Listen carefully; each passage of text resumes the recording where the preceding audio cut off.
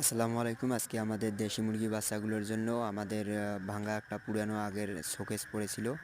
আমি সেটাকে নতুন করে রিপেয়ারিং করে সামনের দিকে দরজা লাগিয়ে দিয়ে সেটাকে দেশি মুরগিগুলো রাখার জন্য করলাম। সবাই জানাবেন এটা কেমন হয়েছে। আসলে জায়গাটা আমার অনেক ছোট হয়েছে, তারপরও আমার কাছে অত টাকা নাই, এই কারণে নতুন বানাতে পারি নাই।